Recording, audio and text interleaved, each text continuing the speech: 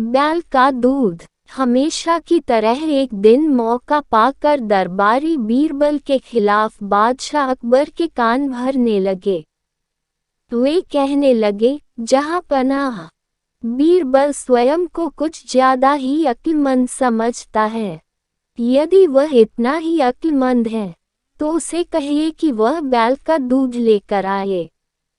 दरबारियों की बातों में आकर अकबर ने बीरबल की अक्लमंदी की परीक्षा लेने की सोची। बीरबल उस समय दरबार में उपस्थित नहीं था। जब वह दरबार पहुंचा तो अकबर बोले, बीरबल, क्या तुम मानते हो कि दुनिया में कोई कार्य असंभव नहीं? जी हुजूर, बीरबल ने उत्तर दिया। तो ठीक है, हम तुम्हें एक काम दे रहे हैं। तुम्हें उसे 2 दिवस के भीतर करना होगा। फरमाइए हुजूर, आपके हर हुक्म की तामीली मेरा कर्तव्य है। बीरबल सिर झुककर अदब से बोला, जाओ जाकर बैल का दूध लेकर आओ। अकबर ने आदेश दिया। आदेश सुनकर बीरबल भौंचक्का रह गया।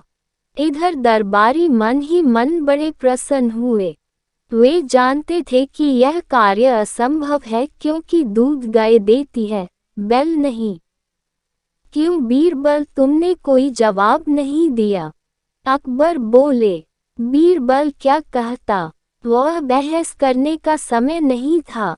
हामी भरकर वह घर लौट आया। घर आकर उसने गहन सोच विचार किया। अपनी पत्नी और पुत्री से भी चर्चा की। आखिरकार सबने मिलकर एक उपाय निकाल ही लिया। उस रात बीरबल की पुत्री अकबर के महल के पीछे स्थित कुएं पर गई और पीट पीट कर कपड़े धोने लगी। अकबर के महल की खिड़की उस कुएं की ओर खुलती थी। जोर जोर से कपड़े पीटने की आवाज सुनकर उनकी नींद खुल गई।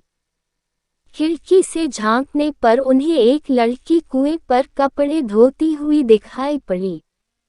अकबर ने वहीं से चिल्लाकर उस लड़की से पूछा, बच्ची, इतनी रात गए कपड़े क्यों धो रही हो? बीरबल की पुत्री बोली, हुजूर, मेरी माता घर पर नहीं है। वे कुछ महीनों से अपने मायके में हैं। उनकी अनुपस्थिति में आज मेरे पिता ने एक बच्चे को जन्म दिया। दिन भर मुझे उनकी सेवा शुश्रूषा करनी पड़ी। कपड़े धोने का समय ही नहीं पाया, इसलिए रात में कपड़े धो रही हूँ। कैसी विचित्र बात कर रही हूँ बच्ची। आदमी बच्चे पैदा करते हैं क्या? अकबर कुछ नाराजगी में बोले, करते हैं हुजूर। जब बैल दूध दे सकता है तो आदमी भी बच्चे पैदा कर सकते हैं। बीरबल की पुत्री ने उत्तर दिया।